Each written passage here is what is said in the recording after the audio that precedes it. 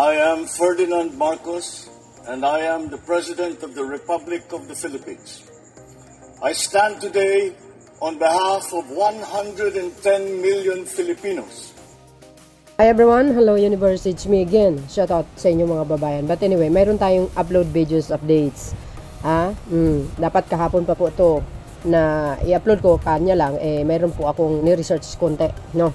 So dahil dito sa Kamalanigan Cagayan Bridge, in-inspection po ng kahapon ni PBBM dyan sa Cagayan. So napakagandang tulay na ito, cable bridge ito Sabi po dito mga besa, ayan ayan sabi dyan, mula sa dating halos 1 oras, ngayon ay abutin lamang ng 20 minuto ang biyahe sa pagitan ng Apari at Ballesteros araw-araw.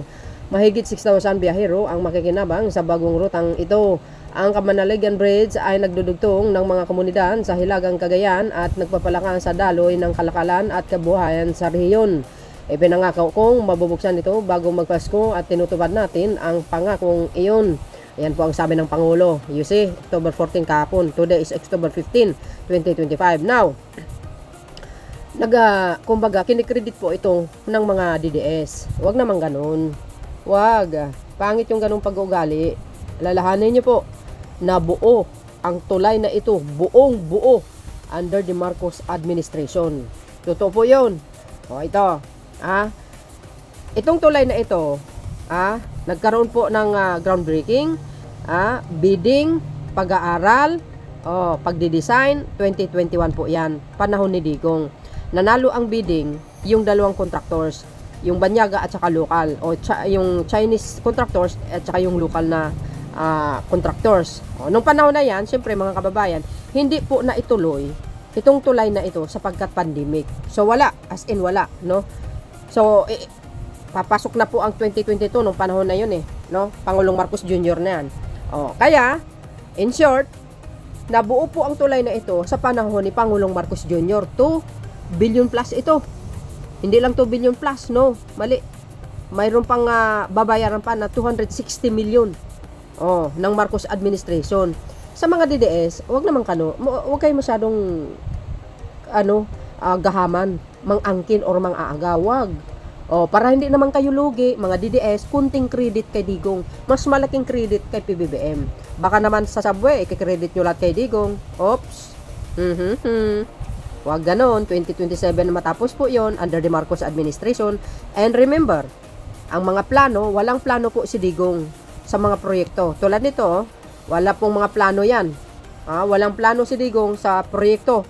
Kundi, yung plano na hawak ni Digong ay galing po sa dating Pangulong Marcos Sr. Blueprint po yun. Especially po ang subway. Mismo si DOTR Secretary Tugadi ang nagsabi. Galing po yan sa blueprint ni dating Pangulong Marcos Sr. Diba? Ang subway, yan po ay plano ng dating Pangulong Marcos Sr. Di ba? Ayan. Kumbaga inumpisa ni Digong yung subway, wala pang station binungkal lang, bungkal lupa pa lang. Parang same dito dito sa Kamalanigan Cagayan na bridge na ito no? Pero ang talagang nagbuo is si PBBM. Kaya credit natin sa kanya. Wag naman kayo ganyan. Kunting credit din kay Digong. No, para hindi naman kayo lugi. Di ba? Para yan sa taong bayan, lahat para sa mamayang Pilipino yan. Itong mga highlights ayan ayan sila ayan.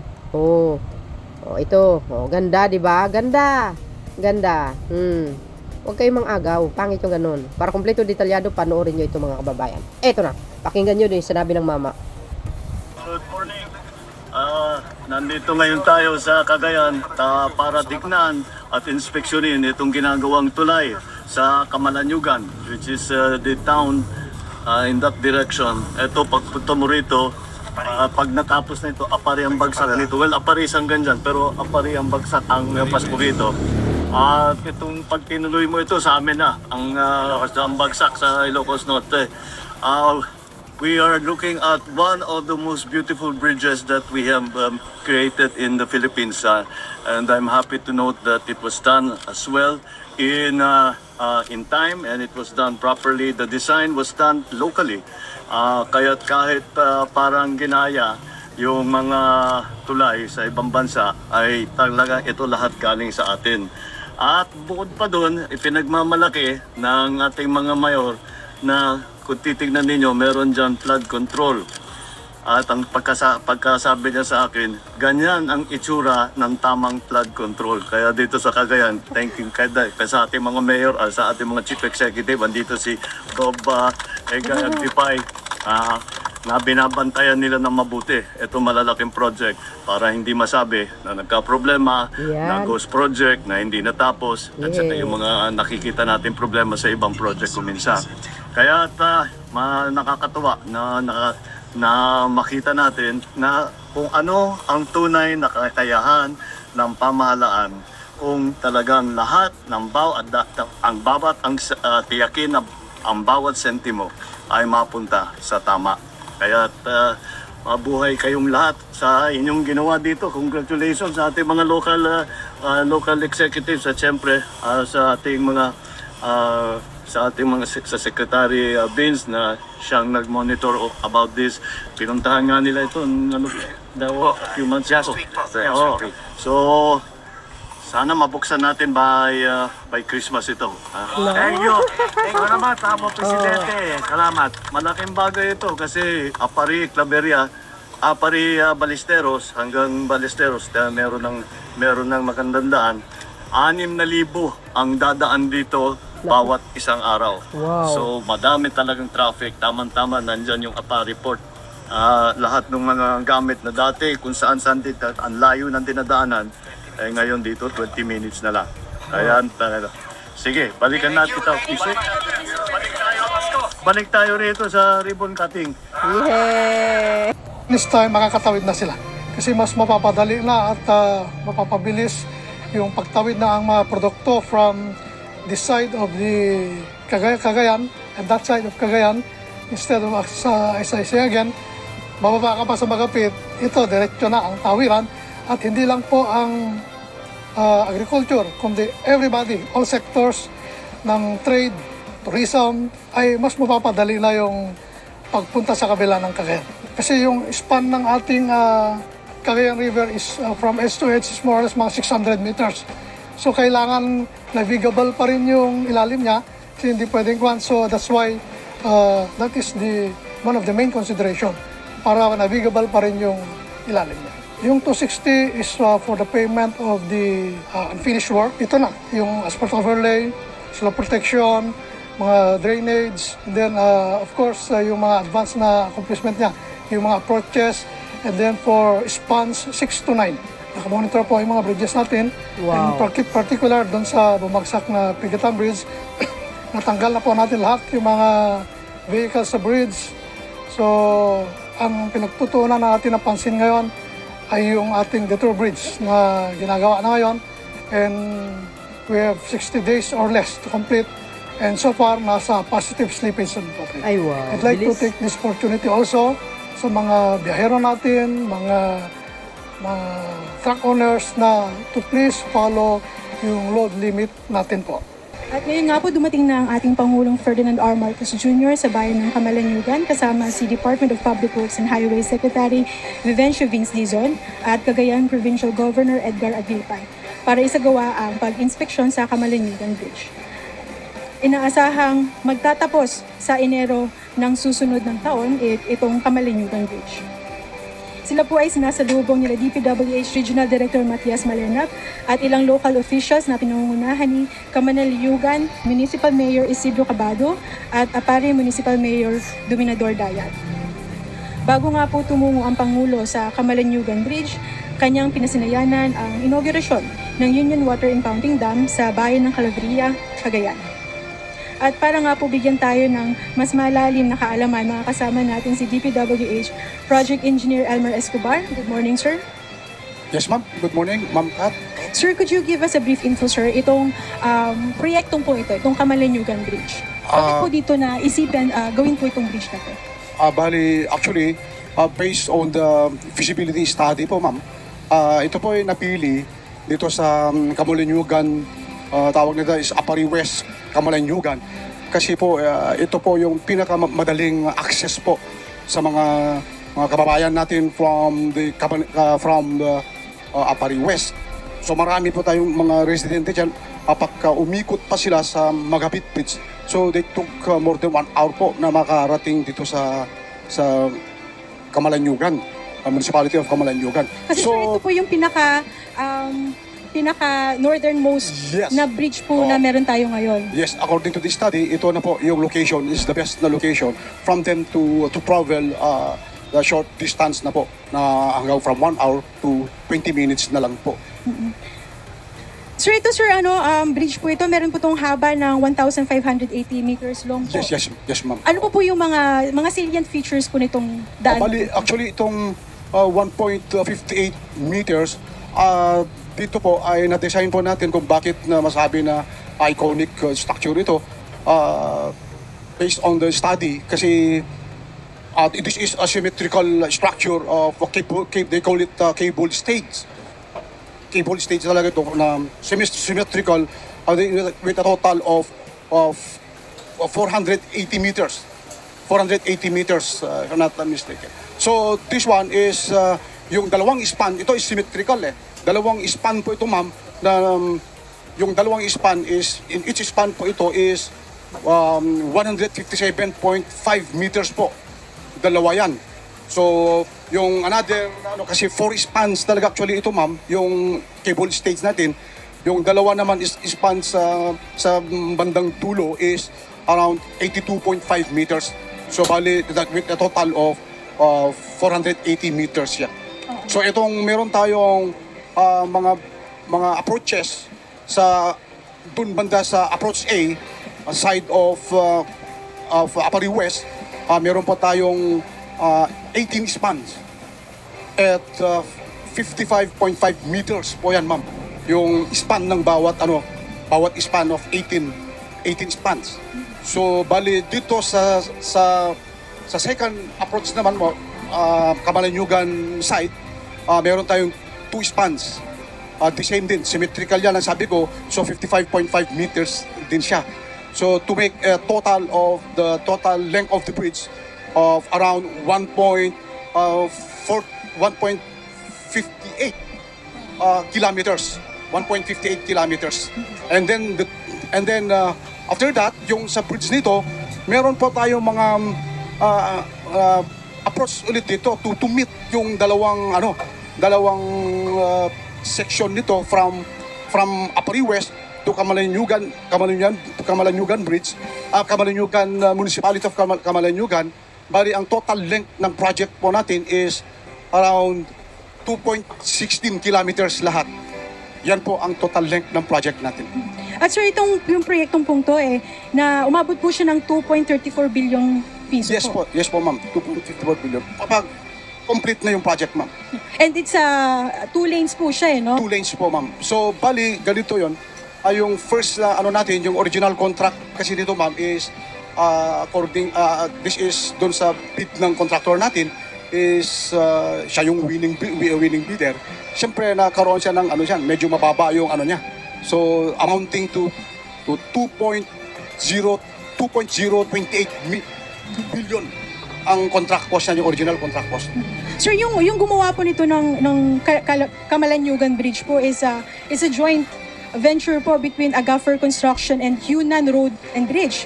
Yung Agafor is a local construction company dito po sa Pilipinas, and yung Yunnan Road Bridge is a Chinese-based company po. Yes, ma'am. Sila po yung contractor natin dito kasi talaga kailangan din po yung pagka may nanalo na foreign, so dapat kailangan na merong siyang ka-JV dito na Filipino po yung niya para ma-qualify yung kontrata niya. Sir, could you tell us, sir, kung ano po ba itong design and build scheme na to? Yung design and build scheme, ma'am, actually, yan ang tawag nila sa status of construction na isang proyekto. Bali, kung sabi na design and build, yun ang kailangan sila po yung magbigay ng final design, engineering, detailed engineering design na sabi. So sila ang magde-design dun. Pero prior sa bidding, ang conceptual concept po ng project nito galing muna dito sa atin. Oo, kasi yung pangangailangan kasi Yes, natin so yung... for the bidding purposes lang yan. Pagkatapos kung sino na yung winning bidder, bali yun ma'am. Kaya tawag na design and build. They're the one to submit the final detailed engineering design for this project. Tapos sir, ito kasi, bakit ito pala sir yung naging napiling design? It's a cable-stayed bridge. And I think it's the only cable-stayed bridge dito po sa region po, no? Yes ma'am, makita mo, no? Napakaganda ma'am, ano? At saka ito yung pinakamalaki na bridge natin dito sa Region 2.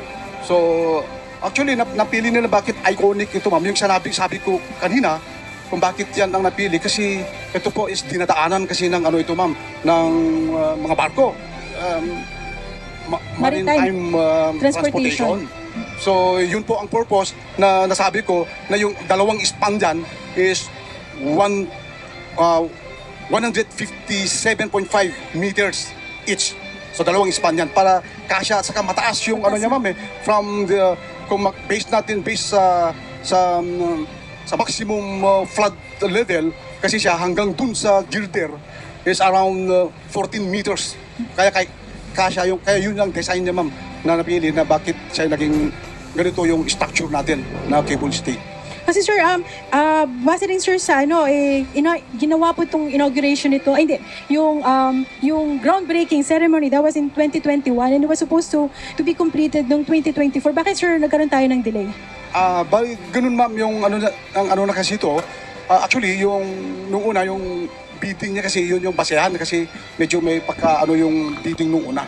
So yung 2021 kasi, nagkaroon tayo ng pandemic kasi dun ma'am. So medyo delayed na yung implementation. So nagkaroon tayo ng variation order dahil yung problema for mobilization ng contractor, galing pa kasi China yan ma'am. So meron tayong medyo controlled yung entry ng mga technical workers nila here in the Philippines. And sir, ngayon sir, parang may kailangan pa pong additional na pondo po na kakailanganin para completely matapos po itong bridge na ito. Magkano po ba yung aabutin? Bali, actually, yung program na namin to complete the project is around 260.2 million po, ma'am. Laki. Yung kailangan to complete the whole structure na ready to open actually.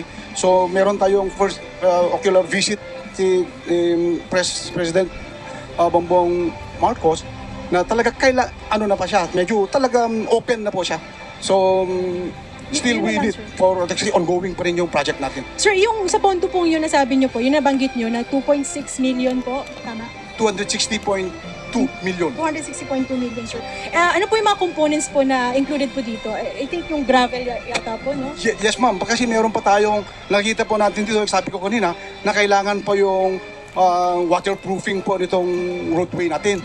At saka, malagyan na asphalt overlay pa. So, ganun. So, meron pa tayong improvement sa baba. And then, itong advance na yung approach natin sa PCCP. Yan po ang dapat natin bayaran pa. And then, meron another major activities po, ma'am. Meron tayong advance accomplishment dyan na hindi pa nabayaran. So, kailangan to pay the contractor or to finish the project around 260.2 million pa ang kailangan to cover yung the whole stretch ng project na. Sir, ano po ba yung target nito once makakompleto po yung mga components na kailangan ilagay pa dito? Actually, ma'am, is depende sa funding kasi kaya nag-ano tayo ng release ng fund nito. Matapos ito before end of December siguro, mga November, tapos na ito, ma'am Sana Kung mapabilis sir yung release ng pondo, ma'am. Pero as of today, sir, ang target natin is January of next year. No more, ma'am. Hindi na natin basta meron yung may pondo na siya. So in terms of structural soundness po nito, kasi alam mo po natin na lately po ang dami pong pagyayanig na nangyayari. So how assured tayo, sir, na ito structurally sound itong bridge pong to? Itong bridge lang, ma'am. Oo, So if you consider ang nito, ma'am, is maganda po ang design ng nito. This was reviewed from in the DPWH, and of course the one who made the final design engineering what we call the DED. This is detailed engineering design, I should say. Galing po ito sa Hunan Construction po, ma'am. So meron silang consultant na ano dyan. So sinubmit nila sa amin. So from that, we found out na talaga pinalaki po nila yung yung ano niya, yung what we call the design na ginamit from 0.4G to 0.51G. I mean, ang ano ko dito is bakit yung pinalakas po natin yung ano nito kasi malapit po tayo sa ano sa fault line dito sa Bavaria, mga San Mira, down So mas to Ilocos. stable to, sir. Yes ma'am. So in-anticipate na natin yung for ano yan yung may mangyari na ganun. So ang standard na po na ginamit is 0.51G. Siya yung tawag na PGA, yung peak ground acceleration po para sa earthquake natin sa pag-shake ng ground. So yan po, kaya nagiging meron pa tayong kulang na kailangan po na 260.2 million to finish this project. So kasama po yun doon? Yes ma'am. Nakaroon tayo ng variation order ng plan dyan. So kasi yung una, yung from 0.40G lang sa PG is talaga yun na ang na sinapit ng ano, na talaga na pag pinag-aralan nila yun, they evaluate it na talaga kulang po, medyo mahina siya. Kaya pinalakas yung strength po ng bridge nito. In terms of, sir, sa weight capacity po ng bridge nito, mga ilan po yun? Ayun, okay na yung sa weight capacity. According sa ano, hindi naman ako kasi designer. Yung ano natin is around 45 tons. Talaga kaya. Pero pagka mag-sit yan, kaya pa ma'am. Kaya yung ano. Kasi nakita natin yung cable ba natin dito ma'am, yung state cable ma'am. Very strong talaga yan. Tested yung cable na isang balot lang na around yung isang ano lang na nabalot yan, may 37 pieces, may 31 pieces, meron yung hanggang 27 pieces. So nakikita natin yung structure ma'am na meron yung cable na ito sa bawat pier po natin sa tower. So yun, masyadong malakas po yan ma'am na carry itong the whole structure ng isang span of 157.5 meters. Ganun yung kalakas ma'am. Sir, tsaka ito kasi, sir, bridge na to magsisilbi siyang alternate route dun sa Magapit Bridge na medyo luma na rin, sir, kasi I think that was way back 1980s pa ata na-construct po yun. Okay ma'am, buti nasabi mo yan. Kasi ito yung purpose na namin ngayon na to facilitate talaga itong completion itong project ma'am. Para ito ma'am, yung sa Magapit Bridge, meron tayong actually by 2025 ma'am for major rehab na po yung Magapit Bridge na kasi more than 50 years old na rin ito ma'am. So, kailangan talaga ma'am para gagamitin ito, yung Camalaniugan Bridge, for an alternate road na lang po para may cross muna yan for major repair. May cross yung Magapit Bridge ma'am. Sir, sir, dito sa Camalaniugan Bridge, ano po ba yung mga proyekto po, infrastructure projects ang sinusulong po ng DPWH? So, ma'am, yung ano na is, actually, meron po marami po tayong projects dito sa Cagayan. So, to consider naman dito, nasabi ko, yung Magapit Bridge, meron pa yung sa ngalan ng pamunuan ng lalawigan ng Cagayan sa pamumuno ni Governor Edgar Batalla Aglipay, ang ating mga 29 ayun po, ma'am, ang mga major projects natin na gagawin sa board members at iba pang mga Sir, opisyales update naman, sir, dun ng sa Cagayan. Pigatan Bridge, sir, sa Kabagan, Santa Maria Bridge. Ng Ferdinand R. Marcos Jr. sa inyo pong sa Kabagan Santa Maria Bridge po ma'am, hindi po na natin masyadong maano yan kasi under process pa rin yung mga documents nila. So at least na-submit na lahat yan. So meron pa tayong ano dyan. So hindi ko masagot yung ano natin dyan. Pero dito sa Pigatan ma'am, is actually meron na po tayong ongoing na po yung paggawa ng detour road po natin. Advance na po yung ano natin para ma-complete natin hanggang 60 calendar days po ma'am. Yung Pigatan Bridge. Pigatan ba? Yes ma'am. And then open for traffic na. Sabi nga po, sir, ni RD kanina, naatanggal na daw po yung mga truck doon. Yes ma'am. Natanggal na lahat yung mga truck na standby doon sa damage na bridge natin sa Pigatan Bridge. And susunod na po nun, magkakaroon ng detour bridge sa yes ma'am. tabi nun? Sa kalukuyan, gagawin po natin yung detour bridge for 60 calendar days lang po 60 yan. calendar days. Yan ang promise namin kay Secretary Vince Dizon at saka kay Presidente. Sir, nabanggit niyo, sir, si Secretary Vince, ano po ba yung mga directives niya po sa DPWH po dito? Ayan ang ganda ng tanawin Tsaka napakaganda dyan sa Cagayan. Ito, narinig nyo naman siguro nung sinabi ng mama. 2021, talagang nagkaroon ng plano, nagkaroon ng bidding. Nanalo, Chekwa, contractors, siyempre may local governments. 'Di ba? Isipin nyo naman, 21 ginawa ang plano. Nagkaroon na nanalo ang bidding. Banyaga at saka local. Ilang taon nang nakaraan. 'Di ba? So ibig sabihin, ang tulay na ito, under the Marcos administration, tinuloy. 'Di ba? Credit sa Marcos administration. Okay, para hindi naman malugi ang mga DDS, kunting credit kasi sa kanila nag-umpisa yung bidding, plano, pag-aaral. Very long proseso po 'yan kasi inaral mabuti. Gawa nga ng pandemic. Siyempre, dahil Chinese ang isa sa mga gumawa niyan, panahon pa ni Digong nagkaroon ng bidding. Kung nagkataon sa panahon ni Pangulong Marcos Jr., hindi mangyari po yun. So, iyan ang pinakamaganda. 'Di ba? Para naman, at least nakita nyo kung saan napunta ang pera ng bayan. 'Di ba? Sabi sa inyo saludo tayo kay Pangulong Marcos Jr. At salamat din sa mga LGUs ng taga Cagayan. Ay inalagaan nila, minomonitor nila, baka substandard. Sinabi nga ng Pangulo yung pinakamagandang flood control. Kaya, ayan mga kababayan, no? Thank you sa mga, siyempre, sa lahat ng involved dyan, sa DPWH. Panahon pa ni, ni Secretary Bunuan. Siyempre, ngayon, kay Bison, na talaga namang minomonitor niya ang tulay na yan. Ayan ang maganda. 'Di ba? Remember, mga bes, sa panahon ni Pangulong Marcos Jr., nabuo ang tulay na ito. Malapit na matapos. Siya ang magkakat ng ribbon.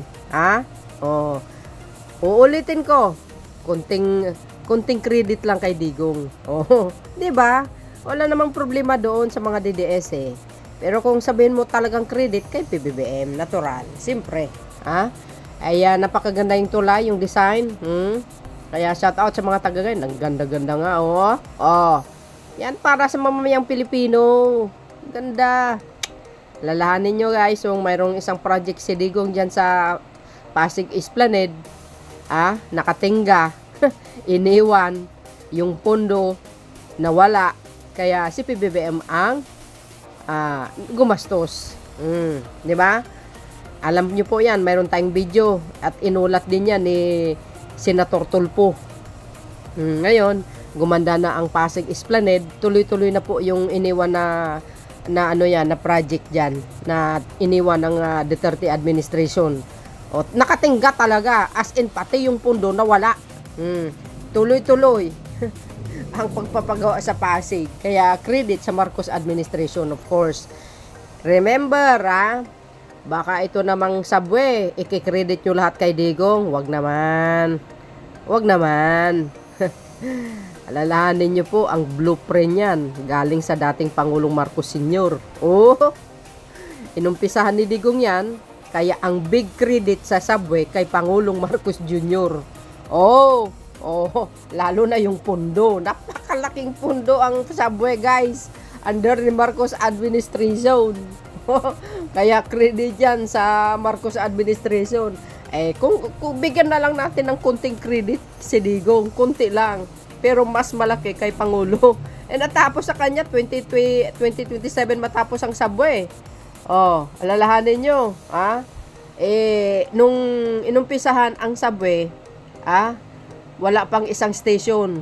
Kumbaga binungkal lang. Kaya nga, gawa dito din sa nangyayaring mga pandemic, ayun.